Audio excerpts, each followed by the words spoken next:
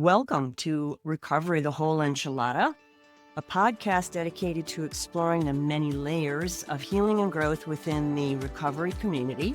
I'm your host, Peg McDermott, along with my co-host, Heather Hagman. Heather Hagman. Hello, my dear.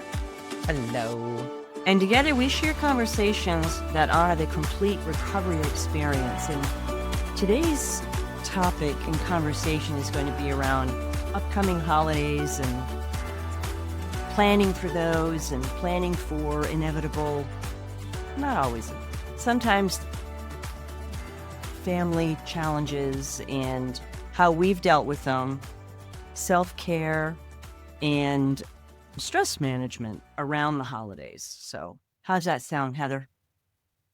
Sounds like something that is very important and vital for those of us on this journey that's less traveled by most, because I think the holidays are very, I'll just use the word triggering. I mean, they can be very triggering. They can be very juicy. They can bring up a lot of past hurts. And of course, these are the shoulds and the oughts that sometimes happen, that we should be going and spending time with our family, or we ought to. And sometimes we have to do things differently. And I know I've had to do things differently to protect myself and to keep safe. What has been your experience in the past, like while you were in your disease? What changes you made to take care of yourself? I used to be I've tried to get very organized over the holidays and get all the presents wrapped and get everything ready to go so that I could drink my way through it. And which is so sad to think that I spent all that time, and then I would drink on Christmas Eve, big party at the husband's house and his family, and then my kids would be there, and anyway, and then I'd be hungover on the day of, and then we would go do the afternoon party at his sister's house. So it's just a lot of family that drank, and they drank, and I drank, and that's what I did. And yet I feel like I missed the joy of being present and really feeling good in my body. So once I let go of this strategy of addiction, I had to start thinking about how the holidays needed to be more joyful and more. I had to change the 20 plus years of going over to the same family member's house. That needed to end. And I asked for a sign because I remember the first time I was sober doing this I thought, okay, I'm going to try it. The sign came for me, and it was really because I was asking to have the children open the presents earlier, because this was a big problem, that it was a very adult party and everybody was drinking, and the kids would be patiently waiting to open presents, and it would be 9 o'clock at night and they're exhausted. And so in this case, now I'm hanging out with the kids. I'm actually experiencing what they've been experiencing all these years. And then I asked to open the presents, and I got yelled at. And in that moment, I was like, there's the sign. There it is. And I remember looking at my husband, and I just said, we are never doing this again. I actually walked outside, because back then in my early years, I'm going to be honest, I was a real hothead, and I could become I could fight. I was a fighter, and I wanted to jump on that person that yelled at me. So I walked out the door, and I called my sponsor, who had me breathe, and actually said one of the most important things. And I say this a lot: note to self, you'll never have to do this again. And that helps me get through those kinds of experiences. Yeah. So I started to change what we did, and I'll talk more about that. But how about you, Peg? For me, in my history, was pretty good. We would go over to my grandmother's house and then my mom's. As after my grandmother passed, and my mom kind of took over the Thanksgiving meal. And it was just a really nice family time. I enjoyed spending time with my family. Things did change, though, after I stopped drinking and I got sober. It never felt unsafe around family during Thanksgiving. We were expected to be home when the holidays rolled around. And if I had made other plans, that was a big deal to not be there. So while my mother and brother were still on this earth, we always spent Thanksgiving together. And I've missed them, especially around the holidays, because we did have some pretty good memories. And I didn't have the best upbringing, but around the holidays, things were okay. And I did drink quite a bit when I was in the midst of my disease around the holidays. That's when I drank the heaviest, was around the holidays, because it was everywhere. Alcohol was everywhere.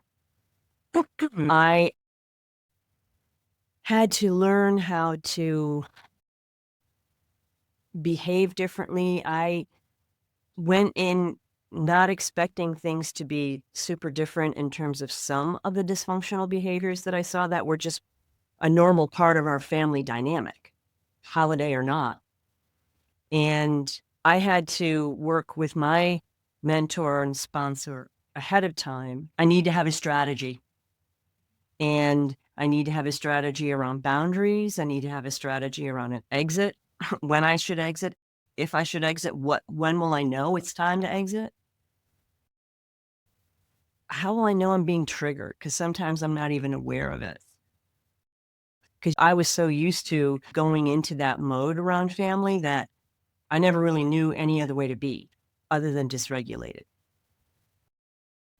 So while I say for the most part, family time was, I have good memories, I still had that deeply embedded dysregulation always going on, always, in all of my life situations, just because of the upbringing I had. I had to really look at, do I have a support system in place? And is there someone I can call if I don't leave or can't leave, but I need to talk to somebody? And I'd have numbers ahead of time.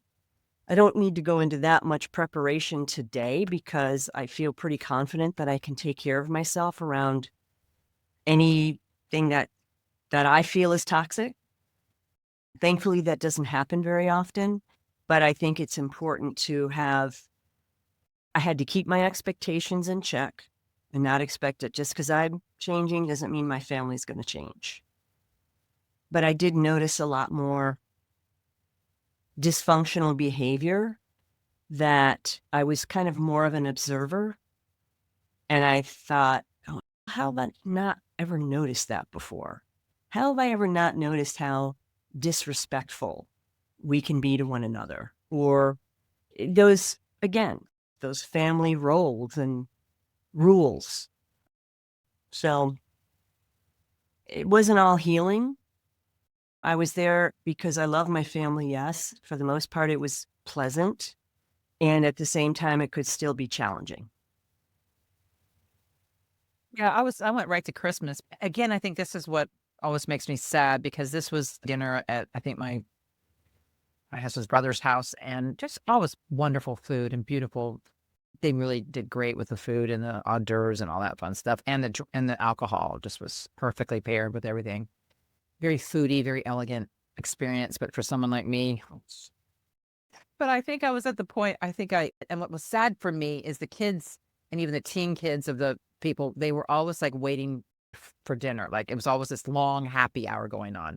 And I remember leaning on the bar in the basement, and I was being my flamboyant self. And the next thing I'm doing, I'm like, just going, what smell? And then I realized I had leaned right into the candle and my jacket was on fire. Which I have to tell you, they have never let me forget that one, okay? Yes, I pulled that off and had to stomp it off. And then changing that legacy was hard because people didn't make it easy for me. They would come up holding a drink to hand it to me. No, I don't drink anymore. Oh, you're no fun. I mean, there was this, and I just want to say, I look back and I just don't think they know the seriousness of why people have to stop drinking. I don't think they understand it's a life or death thing for us because it just doesn't resonate. But for people So I think the joking is they think it's funny, but I didn't think it was too funny. I started to claim my power back and make more of the holidays in my own home. And I did it with a woman in recovery, and her family came, and then my husband's family came, and I said I wasn't going to be providing any alcohol, and I said you could bring your own bottle, and that was a huge disaster because they came in with their scotch and their bourbon, and they got really drunk at my house, and I had to call cabs home for them, and they were falling all over the place, and I was like, that's not going to work either. So it is kind of a trial situation, right? Mm. Wow. I know. Because they brought their own, they drank more? I feel like they did. Yes. So from those experiences, I really feel like we've got to let go of this all or nothing and try to live in the gray of our experiences during the holiday. Yes, things are going to they're going to have memories. You're going to remember why you didn't particularly like to be around this person. There's going to be a lot of different things that are going on. But if we can keep a curious mind and we can just be like, just noticing, interesting, this is interesting. And then keep track of it so you can talk to your therapist or to your sponsor about what you learned about your family. I think that's another thing. I started going into these situations to learn more about myself and to learn more about my husband's life growing up and trying to change my attitude towards it rather than it being such a, oh my gosh, I can't drink anymore. No, go in and meet people. It's not about drinking anymore. It's not about, never really was. You were just the only one that was drinking so much. I mean, people were gathering together to be with each other's families. So go and be around people and get to know people and get to learn more about your family system or your husband's family system. I think that I started to have a shift around that. That's a good strategy because you diverted your attention from what used to be central in our holiday life was alcohol to what is it really about? It's about the people in our lives. It's about watching and observing and remembering the whole theme around this holiday is giving thanks for life and family and all of it. And I never thought of it that way. I do think of it now more because gratitude is more central in my day-to-day life today because it makes life a lot more pleasant. And I feel I'm more observant of what's happening around me, what people are saying, the atmosphere, and not trying to feel like I need to make the peace anywhere or fix something, just sort of just being. And that makes it even more enjoyable for me. And I'm going up to Syracuse for this holiday season to see my God family. So my dearest and oldest friend and her family, her children are my godchildren, and they're both married now. And then they had children. So it'll be a beautiful sort of family gathering. And I'll feel safe. I'm not worried about having to create some sort of a plan ahead of time, but that wasn't always the case. I had to figure out how am I going to navigate this holiday and the next holiday and not have any alcohol in the mix. And that's when I had to talk to my sponsor and people like you, because I didn't know how to set boundaries. I didn't know how to set it or keep a boundary. If I set a boundary, I didn't know how to keep it because I got a lot of pushback from family because they were who they were. I was the one that was changing, thankfully. And so I always thought if I opt out or leave early, self-care is selfish. And that's how it was positioned to me by family. If I do something to take care of myself, whether it's leaving early or whatever that might look like, I would get judged for it. And I had a whole big issue around self-care in general because it wasn't taught to me and I didn't really know how to do it healthfully. For me, self-care was drinking a lot and not feeling anything. And that had to change. And I couldn't do that by myself. So I would load up on meetings. I would load up on talking with safe people and getting their phone numbers and making sure I had my sponsor's number with me and letting her know this is where I'm going to be and I may call you. And she'd say, well, text me, let me know how it's going. And if it got to the point where I didn't feel comfortable, I would call her. But it felt good to know that I had this safety net and that if I decided to leave for whatever reason, it wasn't selfish. That self-care is not selfish. Self-care is about self-love. The things that I had to relearn around these big holidays was pretty amazing. And so the whole idea for me today is to stick to a routine in which and not do the best I can, but maintain regular sleep, try to eat normally, the exercise too while I'm going through this time period. I mean, not putting these things aside and then really acknowledging the truth is that holidays can be difficult and not just for myself, but for even the people that I'm mentoring and sponsoring. I'll be hearing from them most probably. But the most important thing that I think that started to happen is I started to treat myself with compassion.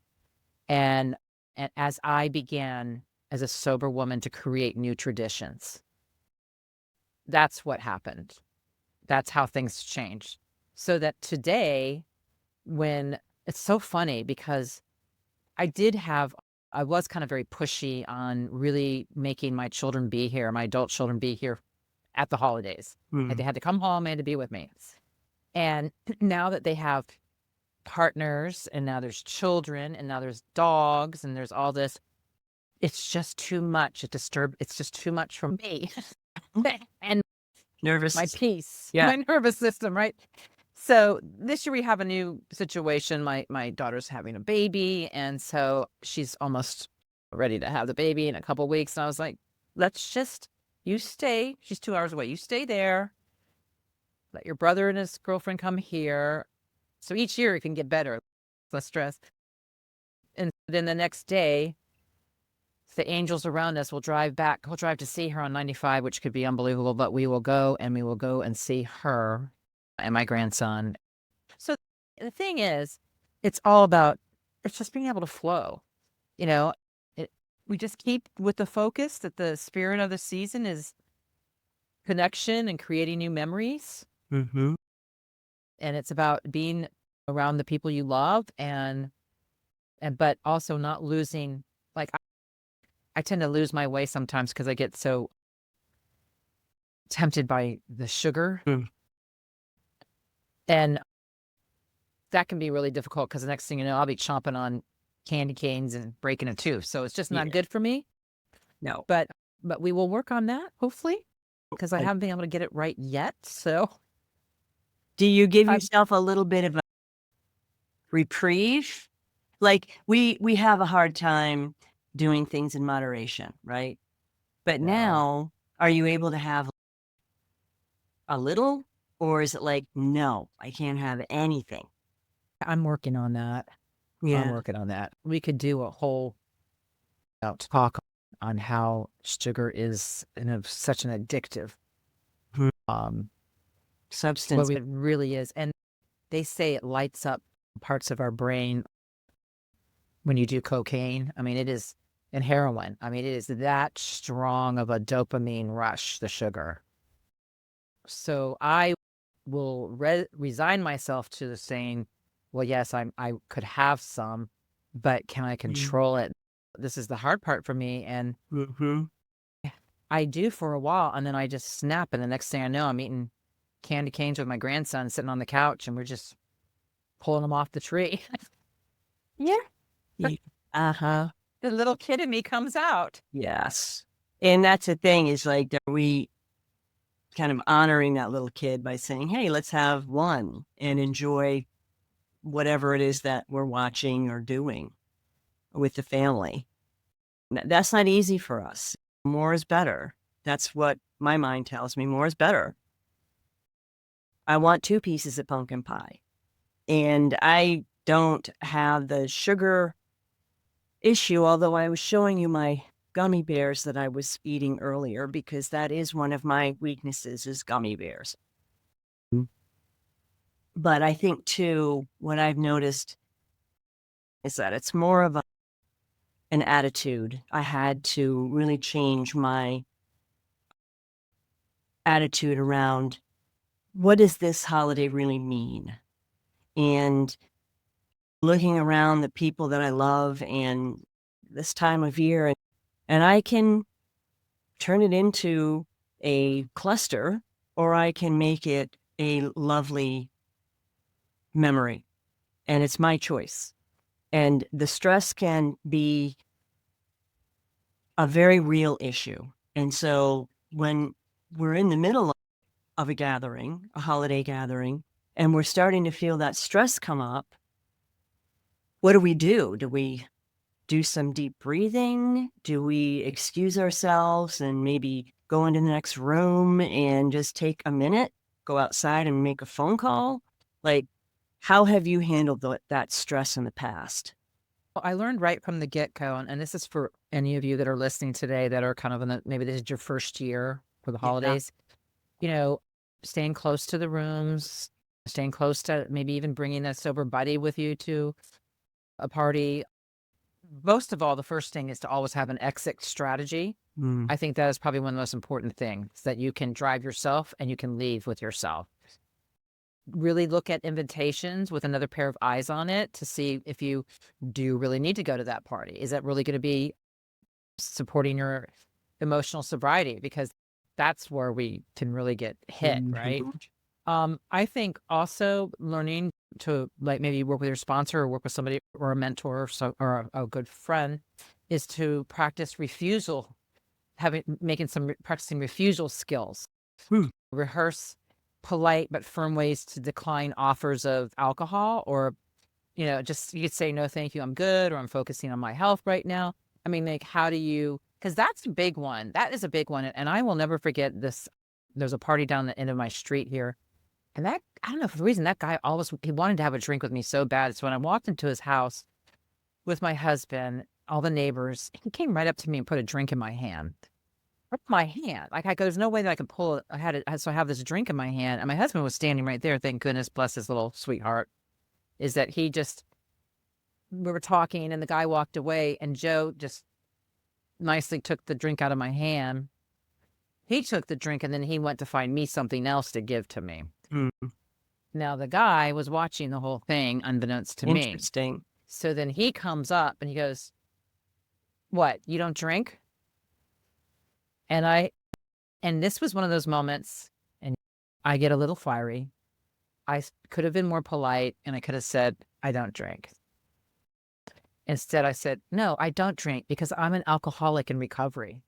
And it was like, he just backed up because I was a vampire. So, oh my God.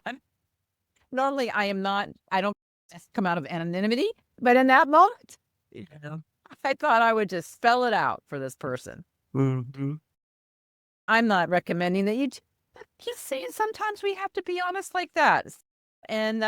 So I often will walk into parties bringing my own beverage. Yeah. It's a really good idea. And I just, like I said, just I just keep staying connected to people, staying close to people in the program, and then also making sure I stay on my routine. If I have to work out, I've got to do breath practices, I've got to do things, make sure that I'm doing that so it doesn't set me up to I'm not going to go back. I mean, I'll just say right now, I don't see myself ever going back to drinking, but I will go back to my emotional sobriety, going offline, and I'm much more kinder, and I will work harder on not trying to harm anybody with my words. But sometimes that can come out sideways if I'm pushed too far. Yeah. I'm working on that. And I'm 100 times better than I've ever been, for sure. Right. I usually go quiet and then I want to leave. That's what I do now. Right. Rather than harm anybody. Try to explain to you what's going on. There's no reason for that. I don't feel comfortable. I don't feel safe. I need to go.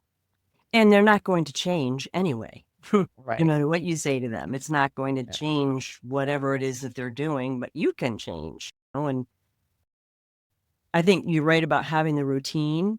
And then when you're planning on going to a party, make sure you bring your own glass or have something that's got your name on it. And you don't drink anything out of any glass other than the one that you have your name on. Because I've heard many times people going to parties or gatherings and accidentally. But there's nothing more fun than going to a party where everybody there is not drinking. Mm-hmm. These are the joyful new traditions that I love the most. I agree. Yes. So much fun. And I'm getting to a point where I might even like go out of town or do something differently, rent an Airbnb somewhere during the holidays and just make it different. And every year's different. This year's completely different. And I think now, and I'm just saying now that we're older, my family's gone, now it's just me, and my young adult kids and my friends. I mean, it's a whole different life.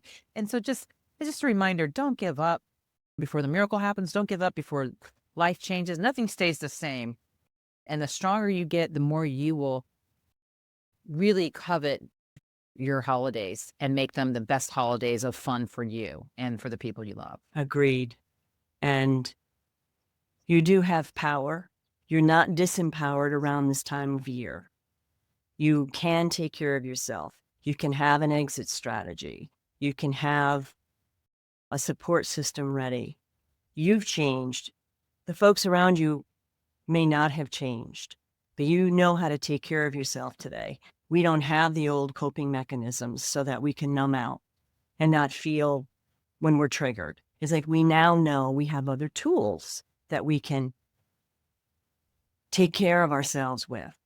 And I didn't even know these tools even existed until I got sober. And it saved my life and has saved a lot of holidays and helped me to be present and to make sure that I've prepared by going to extra meetings and making sure I have numbers and connecting with my sponsor and just being transparent with my support system. And that helped a lot. And that just going into a situation, knowing that I had that I had that foundation was very empowering. So if nothing else, we leave you with the fact that you are empowered today and you are loved. And we thank you for joining us on this episode of Recovery, the Whole Enchilada. And if you connected with today's episode, please share it and like it and subscribe wherever you listen to podcasts. Your feedback does help us shape future conversations. We love you, and remember that your recovery story, with all its flavors and textures and complexities, matters deeply. Until next time, stay strong and keep growing. Love you.